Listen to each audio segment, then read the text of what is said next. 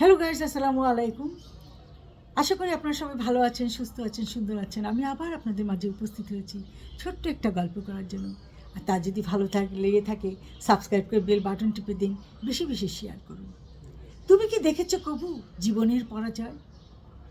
মানুষ সব জায়গায় জয়ী হতে চায়, যুদ্ধে জয়ী হতে চায়, জীবনের কাছে জয়ী হতে চায়, ব্যবসা বাণিজ্যে জয়ী হতে চায়, চাকরিতে জয়ী হতে চায়, কিন্তু একটা জায়গায় তারা হেরে যায়, আর তা হলো মৃত্যু।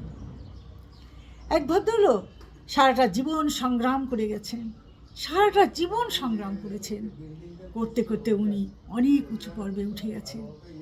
ছেলে মেয়েদেরকে সুন্দরভাবে মানুষ করতেছেন, লেখাপড়া শিখিয়েছেন, চাকরি দিয়েছেন।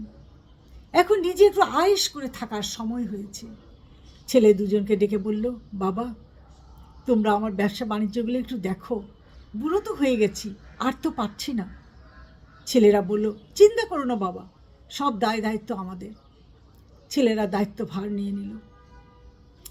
বাবা বাড়িতে থাকতেন, সাথে মাও ছিল। কিছুদিন পর মাটা মারা যায়। বাবাটা একা হয়ে যায়, নিঃসঙ্গ হয়ে যায়। তাই চুপচাপ সারাদিন একা একা বসে থাকে। ছেলেদের আর তা ভালো লাগলো না। একদিন এসে বলল, বাবা, বৃদ্ধাশ্রমে যাবে? বলছে, কেন? ভাই, তোমাকে বৃদ্ধাশ্রমে রেখে আসি বাবা, কারণ তোমার ব্যবসা বাণিজ্য তো সবই আমরা দেখছি, তুমি একা একা থাকো, ভালো লাগে না। বলে, কোথায় একা? নাতি নাতনিরা মাঝে মধ্যে আসছে, আমার নিচের তলায় উপরের তলায় ভাড়াটিয়ারা আছে, মাঝে মধ্যে পার্কে যাচ্ছি, বন্ধুদের সাথে কথা বলছি, আমি তো একা নই। তারপর ছেলেরা খুব ধরল, বৃদ্ধ তা শুনল না।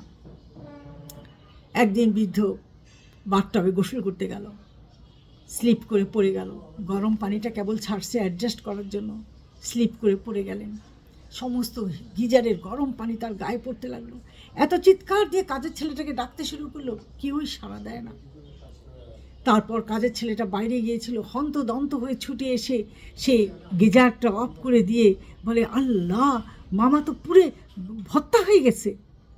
সঙ্গে সঙ্গে ছেলেদেরকে ডাকলো, তারা এসে আহা আহা করতে শুরু করলো। হসপিটালে নিয়ে গেল। হাসপাতালে ডাক্তাররা দেখে বললেন, ইনার তো মাংসগুলো সিদ্ধ হয়ে গেছে, ইনি বাঁচবেন কী করে? তখন বৃদ্ধ ছেলেদের দিকে তাকিয়ে বলল, তোমরা না বৃদ্ধাশ্রমে পাঠাতে চেয়েছিলে? আমি যেতে চাইনি, কিন্তু কি করলাম বলো তো? তখন বৃদ্ধাশ্রমে চলে গেলে হয়তো আজ এই দিনটা আমাকে দেখতে হতো না। তখন বলল, তুমি কি দেখেছো কবু জীবনের পরাজয়? আর ছেলেরা চুপচাপ কাঁদতে লাগলো। বলল, জানো, বাথটবে কে যেন হুইল পাউডার ফেলে দিয়ে গেছিল, আর সেই হুইল পাউডারে পা পিছলে আজ আমার এই দশা। এই কাজটা কে করলো? আল্লাহ যেন তার ভালো করে, তার হেদায়েত জ্ঞান দান করে। তখন বড় ছেলে হু হু করে কেঁদে উঠছে।